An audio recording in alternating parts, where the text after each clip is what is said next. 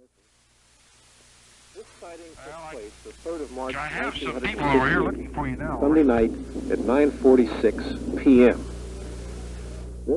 This set of objects was observed by Officer George Catcher of the Morgantown Police Force, and the objects were seen quite clearly against a dark sky, and Officer Catcher, who has had a lot of experience with seeing things in the sky and is quite familiar with hoaxes played by the fraternity boys here at the university, and he was impressed by this, and I think that perhaps this description by Officer Catcher has some significance. So, Officer Catcher, George, would you completely just verbalize your experience completely, and it'll be unstructured, and tell us exactly what you saw. Officer Catcher. Why, on the night in question, namely March the 3rd at 9:46 p.m., I was headed in a police cruiser up Spruce Street, that is north.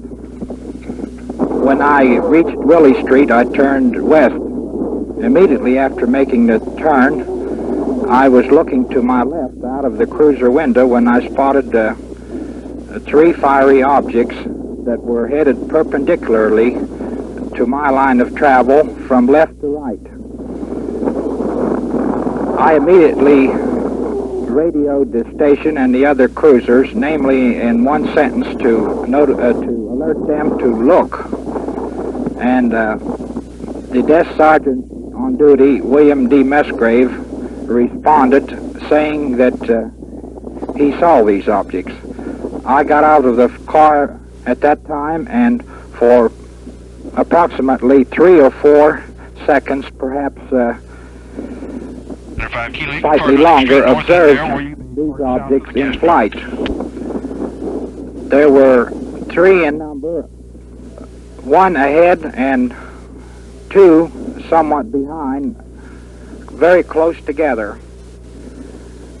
The objects all resembled the body of a natural farmer mat, with the mat head simulating the main fiery head, or the main illuminated part of the object, and the rest of the match comparing to the lighter but luminous red tail on all 3 objects.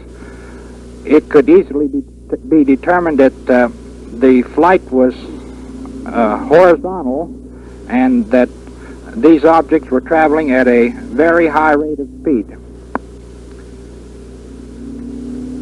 Soon as the object disappeared out of my sight, I proceeded to travel in the cruiser toward the University Grumbine Island area, where I spotted what appeared to be a commercial airliner in the air by its lights.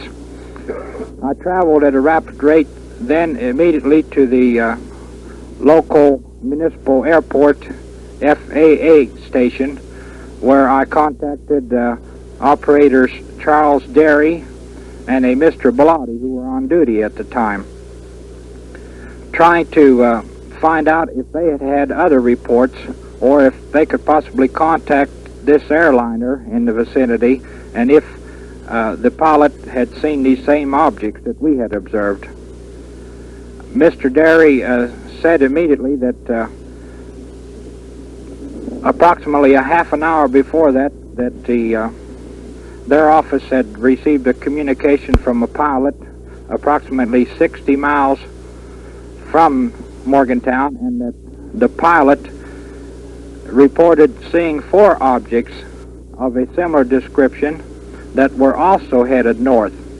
The pilot said that their altitude was 30,000 feet at the time, and that these objects were somewhat above them and also traveling at a very high rate of speed. Mr. Derry then tried to call Patterson Field to report the UFO sightings, and was unsuccessful for some time. Finally, when he did get through, it was reported to him there by personnel that for the last 2.5 hours previous to his call, the lines were tied up there with reports of sightings of apparently these same objects, and In each instance, they were reported as heading essentially north. I might add that I was highly impressed by these UFOs, having had several previous experience as a police officer in running down hoax in this field, and these objects under no circumstances could have been any manufactured or amateurish attempt to fool the public, in my opinion, or anyone else. Thank you, Officer Catcher. Officer Catcher, this is just these questions have been structured by the National Investigations Committee on Aerial Phenomena. It's just a device, there'll be some repetition perhaps, for making sure that we completely get all the information that's involved here. Now, exactly, I think we have the date of observation, the time, and the locality of observation very well occupied. I mean, very well settled, but how long did you see the object, Officer Catcher, in hours, minutes, and seconds? Just approximately, how long did you see the object yourself? I spotted them out of the windshield of the car, and I communicated immediately one sentence, alerting the other cruisers and desk sergeants, and the desk sergeant responded back almost instantly about the sighting, and then I got out of the car and observed the object approximately 4 more seconds. In all, I would say perhaps a dozen seconds. About a dozen seconds. Now, how about the weather conditions, the type of sky? What was the general condition of the weather? Well, I observed these very closely, and I know specifically that there was less than a quarter moon out at that particular night, and that most of the stars of greater magnitude could be seen. I would not say that it was a crystal clear night. However, the conditions were largely favorable for observation. Well, how about the position of the moon in relation to the object? I mean, were you able to see the moon at the same time? Just generally, where was the moon with respect to the object? The moon was essentially to my left as I was traveling west on Willie Street. And these objects were traveling from left to right, perpendicular to my line of travel. We've already established that you saw 3 objects moving north. Were there any, in your description of the detail, did you have the impression of solidity? Did they appear solid to you? I could not say this. I only observed what appeared to be a more luminous, fiery head that was somewhat larger, with a tail following in each case behind the 3 objects for, I would say, approximately 15 times the length of the leading head. Was there anything revolving on the objects themselves, or were they just moving as a body? They were moving as a body in a straight line, and these tails, which each had all 3 likewise illuminated, gave the impression that they were traveling perfectly horizontally and at an extremely high rate of speed. I see. And these objects were obviously much brighter than the background of the sky. How much brighter would they be, say, with respect to the moon? What was the head, for example? How about what its luminosity compared to the moon? Was it brighter, about the same, or how would you say? Well, I would say that the moon illumination is solid, while these objects, particularly the tails, seem to have some porosity to them. They had an essential outline, a glowing outline of this complete tail, but they weren't as solidly illuminated as the moon. They were not that clear. Now, the head of the objects, likened to a match head in size and shape, were somewhat brighter than the tails, and essentially roughly round. Did they appear to stand still at any time? They never stood still. They were constantly moving from the first time that I observed them until they disappeared out of sight. Uniform speed. It never accelerated or deaccelerated. No deacceleration or acceleration. It was a constant speed. They were in formation, but not what we would call a formal formation. One object was in front, and the other two were somewhat behind and almost side by side, although not exactly side by side. Now, did anything break up or any parts fall off? Any explosions? You saw nothing of this sort? No, no, sir. There were no breaking up of any parts. They remained as I saw them originally and as they disappeared in the same condition. They didn't leave any smoke or any visible trail? No smoke or other trail. Now, I might add one thing that I forgot entirely. I also listened for noises when I got out of the car, and at no time did I observe any noise of any kind relative to these objects. I might also add that I approximated the speed of these objects to be around 800 miles an hour, judging this from observation of commercial airliners that are at our local airport in the air, which we frequently watch. And these objects were very much greater in speed than any of the commercial airlines, and so much so that I would approximate about 800-mile-an-hour rate. Now, did they change in brightness, shape, or color at any time that you saw them? No, all these matters remained very constant. I see. Now, during the time that you saw it, Officer Ketcher, did it pass in front of or behind anything that you remember? Yes, immediately after getting into the cruiser, I proceeded toward Grumbine's Island, which is approximately 200 or 300 yards from the original sighting position, and I observed what appeared to be an aircraft in the air. I thought perhaps that it was a commercial airliner, and when I went to the airport immediately, which I would approximate would be 4 or 5 minutes from the time of the original sighting, I could still see this aircraft in the distance in the air, and as a matter of fact, it was ascertained that this craft was a commercial flight leaving Morgantown for Pittsburgh and had taken off 5 or 6 minutes before my arrival at the airport, and this was all ascertained by the FAA office and the operators on duty, Mr. Charles Derry and Mr. Bellotti. I see. Thank you.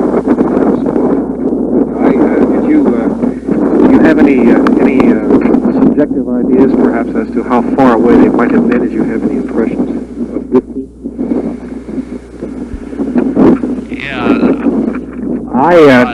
I couldn't say with certainty about this, except that these objects were quite high. I would say certainly above 5,000 feet. But this is just a generality. I could not determine this altitude. Was there any wind that you noticed that particular night? No, there was no noticeable wind. It was quite a nice evening. In fact, one of the best that we had had in months. Now, when you saw the objects, you saw them, you said you got out of the car, so you saw them without looking through windshields or any optical instruments. You saw them out in the open with your naked eye. That is correct, for several seconds. And at the same time, First Sergeant William Musgrave answered me on the radio and said that he, too, saw the same things, headed directly to north. Now, the objects you had no sound? I did not get any sound, did not hear anything at all, and I paid particular attention to this. As I had said before, I had occasion as a police officer to be involved on call on several occasions and had actually unraveled at least 2 major hoaxes in the Morgantown area relative to UFOs. In both cases, objects of different nature, and I was extremely impressed by this. I know that it was not anything of the same caliber. Now, the objects, were they fuzzy or blurred, or were they like a bright star? They just take the heads. Were they fuzzy or blurred like a bright star, or sharply outlined? What would you say? Well, the head was more luminous than the tail. The tail was somewhat more porous as compared to the moon originally in my testimony. Now, you're quite sure that it was obvious, they were self-luminous, you feel? They were the source of their own light? Yes, I do. And there wasn't any dull finish or reflecting surface or any background object that you saw? You just saw the lights, is this correct? That's correct, and I might add one other thing, that there could be no possibility, as far as I'm concerned, about these three different lights being all attached to the same object, because there was too much distance between the first object and the two trailing objects. While you saw them, did the objects, they just moved linearly, is that correct? Did they rise or fall while in motion? No, they did not. They traveled horizontally. They gave me the impression that they were traveling straight ahead without gaining altitude or losing it or veering off to the right or left, just straight ahead, and they remained at constant speed.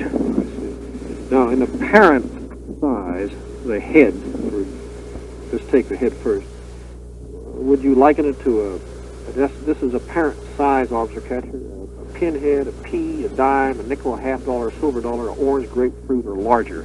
Just roughly the apparent size, what would you say, of those? They're just representative sizes. What would you say? This is pretty hard for me to judge. Just how did it look apparently? The closest thing that I could imagine is, like I said before, it resembled in structure and shape a match. That is a large country match. Well, did the head of the match did it look like in its apparent diameter? Did it look like the size of an orange or a grapefruit, or smaller like a nickel? How would you classify its apparent size? Well, I would say more, perhaps the size of a dime coin. I see. Now, we already have established how you have to notice the object when you're on duty. You have to see it from the cruiser. And how did the object disappear from view, Officer Catcher? There may be some repetition here, but this is just simply to go through the form. Well, how did it disappear from view as far as you're seeing is concerned? It simply disappeared behind the background of the terrain and the buildings. I could no longer see it, and then I proceeded further in the open area toward the airport in hopes that I might see more. And it was obscured by physical objects. That is correct. I mean, sometimes they just simply go out like light bulbs, and then sometimes they disappear. 74 Romeo 5 South, landing a wind 330 degrees at 4 traffic. You've already given us an excellent comparison of the speed of the object to the speed of an I have no airplane. reported traffic. Go ahead. We've already investigated that there was a conventional airplane in the area. And what was the elevation of the objects in the sky? And how many degrees would you say above your horizon it would be, approximately? Just roughly, how many degrees above the horizon would you place the objects in general? I would say that these objects were approximately 60 degrees from the horizontal.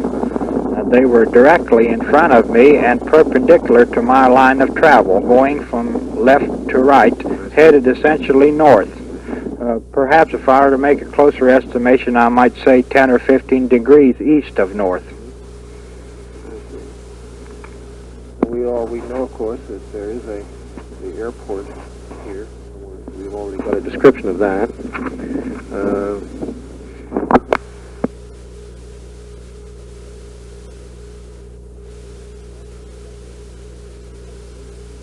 Here, Officer Catcher has sketched these three objects for me. and showing their relative size and distance apart and the somewhat formation that they had. And his description of these as being similar to a match head, where the head is just slightly larger than the porous tail. Is there anything, Officer Catcher, that you would like to say concerning this sketch and the general formation of these things and the general impressions at the time? Not very much more that I could add, except that the tails gave the impression of continuity of motion straight ahead, and that they were not as bright as the head itself. Also, that the trail was essentially of the same width, most of its length, until the final trailing edge, which seems to be slightly smaller. I don't believe that there's anything else that I could add about the description. Did you have any impression, Officer Catcher, when you were seeing this, these things, that they might have been some sort of meteors of some sort, not shooting stars, but natural astronomical bodies flying through the atmosphere? Did you feel that they may have been natural objects? Well, this is actually the first thing that came to mind, that perhaps these objects might be shooting stars, but I had observed much of this phenomena in the past, and that on all occasions it seemed that the angularity or the slope of a shooting star didn't fit in with the sighting of these objects at all, because they were traveling absolutely in a horizontal position, or it appeared so, whereas a shooting star or other heavenly body usually has an inclined flight, and therefore I didn't think that the two were one and the same. Yeah, that's true.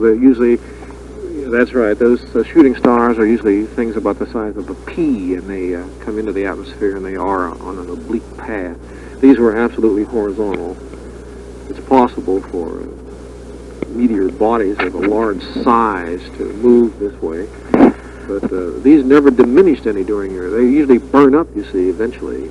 Well, that's correct. Now, the luminous effect was constant all during the time that these objects were observed, and at no time did they go out, except that they disappeared beyond the horizon. I could no longer see them.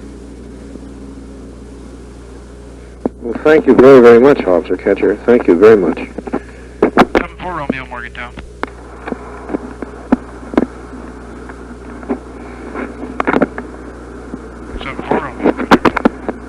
Through the cooperation of Mr. Harry Shaw, who's the chief of the FAA office here at Morgantown, and Charles Derry, they have very kindly agreed to let Mr. Derry summarize briefly the events that took place that night.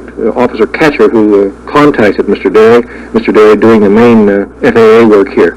Thank you very much, Mr. Derry. Thank you very much. A minute.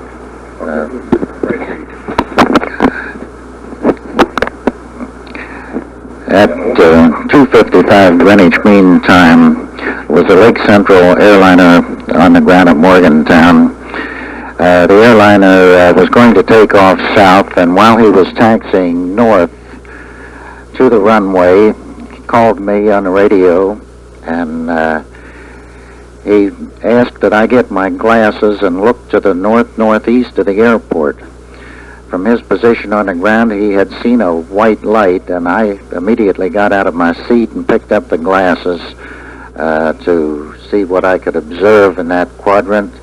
But he told me that it had disappeared and there was no need to look. He said it was possible that it may have been a meteorite. At this time, as he concluded this statement, a pilot of a Beechcraft westbound, who was 18 miles west of Morgantown, called and said that he saw 4 objects in the sky. That he described them as having a large orange glow with a very brilliant white light trailing from these that glow. And since the Lake Central pilot had made the comment that perhaps it was a meteorite, I asked the pilot of the Beechcraft if they could be a meteorites. And his comment was that it would be the first time that I ever saw meteorites flying formation. His description of these objects, he said they were traveling at an extremely high rate of speed. They were traveling just about due north, and he estimated their altitude at 30,000 feet.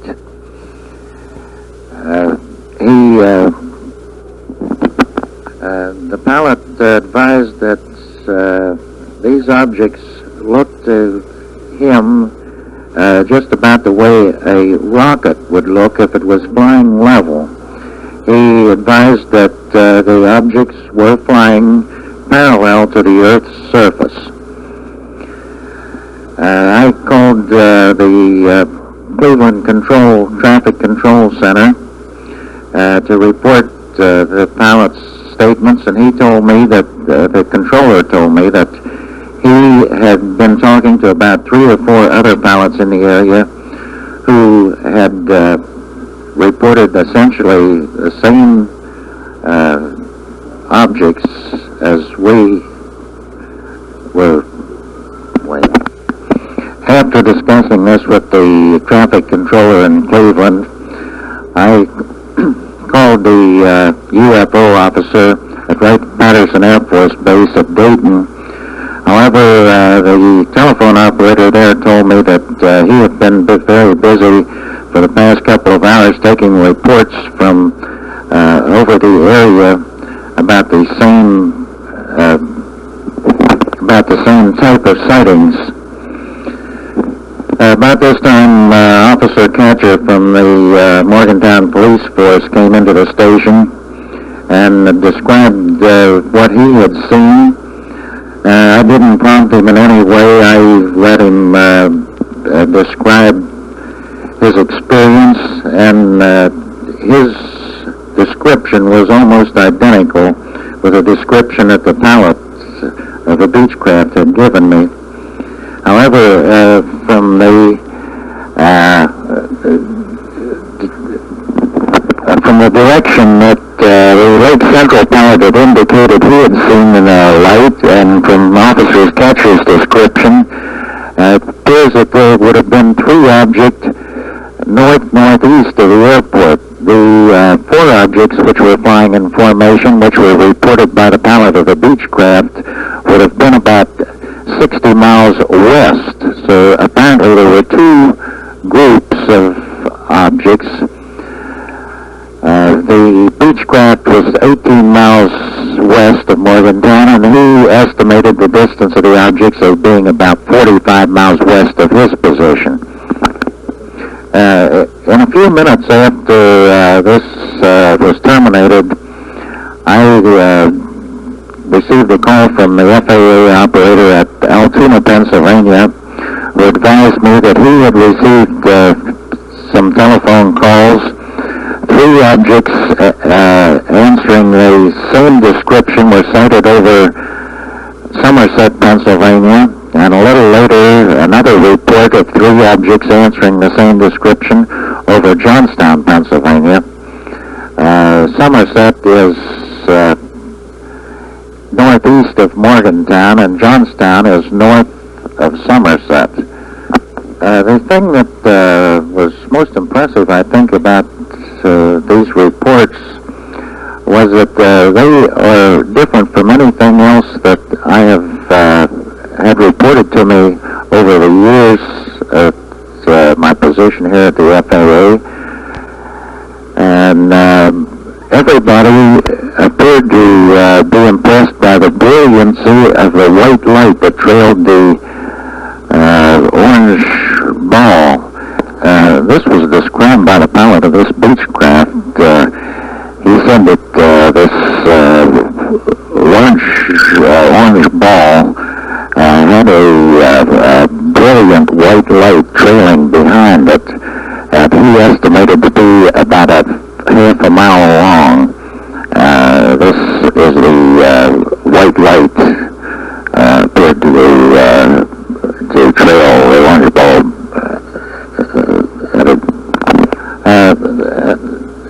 This description should be that the orange ball seemed to be the leading part of the light, and from it, and for a distance of about a half a mile, this brilliant white light trailed immediately behind the orange ball. Thank you very, very much, Mr. Charles Derry, for your very fine corroborative report.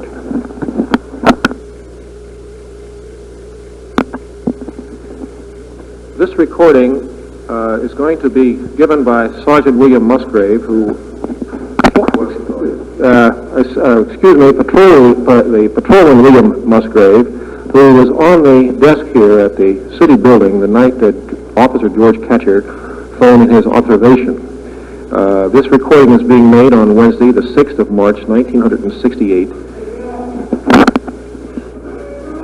From the desk here, there are two windows facing north, from which Officer Musgrave was able to see for a few seconds the objects which George Catcher had reported. It's quite obvious as you look out this window.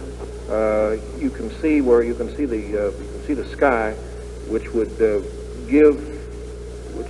give you a glimpse of these northward passing objects, which Sergeant Musgrave saw as soon as Officer Catcher called in. The city desk here is 1 block south of Willie Street, along Fayette Street, which also goes east to west, with the windows of the desk here pointing north. When Officer Musgrave looked out of the window, which would be the most westward window, he could see these objects going on a northward path for quite a few seconds. That is, out of the west end of Fayette Street. Now, Officer Musgrave, Patrolman Musgrave, would you please just simply verbalize the events that took place that night? Sergeant Catcher had just left the station and had given me a call from the cruiser at 9:45. I answered his call and was in the process of writing it on a radio log when he started hollering that the other car, "Do you see those objects in the sky? Do you see those objects in the sky?" And of course my curiosity got me up out of the chair, and he said, "They're flying to the north." And as I looked out the window, I saw 3 objects in the sky. One was leading the others by a good distance, and the other 2 were kind of side by side, with one following the other a short distance. During this time, the phone rang, and I let it ring 3 times so that I could continue watching them cross the sky, but being as an emergency phone, I stopped looking and went to answer it. And by the time I got back, they were no longer in sight. To pinpoint the time exactly, the occurrence had to happen at 9:46 to 47 p.m. How long, Patrolman Musgrave, would you say, just roughly in seconds, was it that you glimpsed the object? Approximately 3 seconds to 4. And from your view here in the office, the sky was clear. There weren't any clouds. How was I remember it was a black outline. There were no stars showing whatsoever. It was completely dark except for these objects, which were very well illuminated. You couldn't see the moon from where you were? No, sir. There were no stars.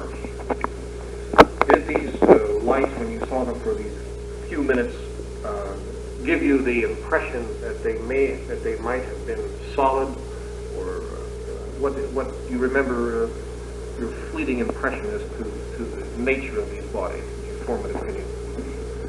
Well, what entered my mind at the time to picture them by, I thought of a jet engine where the light comes out the rear and the fire, the exhaust of the jet system. and it was circular in shape, but a jet glow, when it's in the sky, generally has a blue look to it, if you can see it, and these had a reddish orange to yellowish orange nature of color. Did they give the impression of being solid? They definitely give me an impression of being one solid mass with a glow to them and a slight tail. You didn't see any outlines of a dark body behind them or something they might be attached to? No, sir, there was no outlines of anything except the fire. And when you saw them, of course, you were looking out through the window pane of the westward window here in the office. You didn't see them through the air. You saw them through the pane of the window. I do not remember whether I was looking directly through the pane or whether I had raised the window to look out. I believe I did raise the window. In other words, you saw them most likely without looking through the pane. That's correct. And did you hear any noise of any kind? There was no noise whatsoever of any kind. And would you say that they were fuzzy or blared or sharply outlined with respect to these categories? What would you say? I would say they were fuzzy in nature and were not definitely outlined. Not definitely outlined. Then you got the impression that they were self-luminous. They weren't reflecting light from any source. They were their own source of light. To my feeling, yes, sir. Now, and how about their motion as you saw them? Their motion seemed to be very swift. I would compare it to a close flying by jet if you had one. Absolutely straight. Absolutely straight. Now, if you, to get this would just be a subjective guess, to get some idea of the apparent size, would you say that it would be a pinhead, a pea, a dime, a nickel, a $50, silver dollar, orange grapefruit, or perhaps larger? Just where would you say? What would you feel? And I would have to feel that my vision said they were about,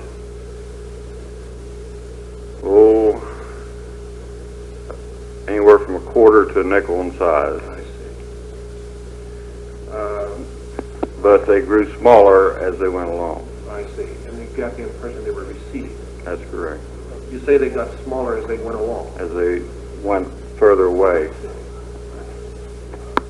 How did the objects disappear from your view? Basically, they didn't disappear from my view. As I stated before, I had to go answer the phone, and they were still in my view, but by the time I got back, they were gone. But they would have perhaps disappeared behind the building. I think the building would have covered them up. I couldn't see to the horizon on account of the building. Did you have a form any 13 pop-up, marker inbound, how fast it might be going? Form any opinion? You couldn't Roger, form Comanche, any 13 opinions. pop-up. Like I say, they were Inbound, moving 04. faster than any jet I've seen flying close to the building in this area. Comanche 13 Papa Morgantown, affirmative, or your choice. Right now the winds are calm, although they have been 360 at 5 at times. Over. Faster than the jet planes that you have seen here through these windows. Comanche 13 Papa. You had no subjective feeling about how far away the objects were? Looking on a black background, it is hard to tell, distinguish size or how far they might be away. Yes. In reality, they didn't seem like it was more than a mile or two away, but you can't tell. No, you can't tell. How about the elevation above the horizon in degrees? About how many degrees would you say above your horizon would they be in the sky? Or how many degrees down from your zenith? I would say the objects were flying approximately 35 to 45 degrees from the horizon. Do you know of any other people beside Officer Catcher who might have seen these objects which we could contact and collaborate some of this? Not personally, I do not. I heard one lady call in on a program on the radio station here locally stating that she and her husband had seen them, but I do not believe they require names at that station. Now, Officer Musgrave, I wonder if you wouldn't mind drawing me a sort of a sketch of what you momentarily saw.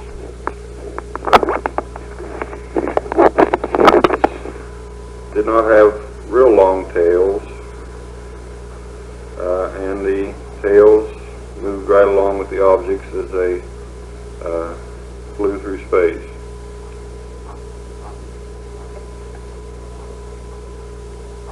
How about the relative distance between them? Did they maintain the same relative distance as you? All through my vision of the time that I saw them, they seemed to hold just about the same particular distance all through their flight. Would you mark the color of the head and what you thought it looked like? Red, orange.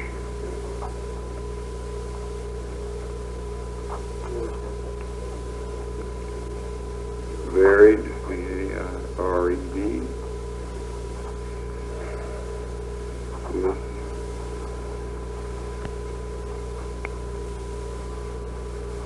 yellow orange. The heads were brighter than the tails. Definitely. The tail looked more like a Cessna 2501 Yankee Morgantown radio standby. Comanche 13 Papa on the ground at 07. Roger. Comanche 13 Papa casting flight plan at 07. Cessna 6722 Alpha Morgantown radio standby. Pacer 16. Thank you very much, Mr. Musgrave, for your report. After Johnstown, was that Victor 106 Sealing the Grove, Victor 6 Officer Catcher wants to make a few additional notes here. He's down here at the city desk this evening. He wants to make a few comments in addition to the fine report he's already given. Essentially two other items that ought to be added to the description previously given. Number one, that all three of these objects were of uniform size, both their heads and also the tails. Secondly, the coloration was orange, somewhat darker than that of the moon. Also, it could be said that there was so much space between the leading objects and the two behind that under no circumstances could these three UFOs be construed as being from the one and same object. They were entirely different, too much spacing between the front and the rear two UFOs. Thank you very, very much, George. Thank you very much. We should add to these notes that Mr. Musgrave, in describing the sky, was looking out from a lighted room, and he was looking at a very prescribed region, and the sky appeared completely dark to him, and he saw no stars, which of course is only natural. This is not at variance with the description of the sky given by Officer Catcher, but really collaborates with what Officer Catcher has already said. I have looked out of the windows here through which Mr. Musgrave has looked, and I can see the sky would appear very, very dark. Even, in fact, it would probably be difficult to see the stars on a somewhat hazy night. And looking out of a lighted room, of course, would give the impression of a dark sky. But this is not contradictory and completely collaborates with what Officer Catcher has already said.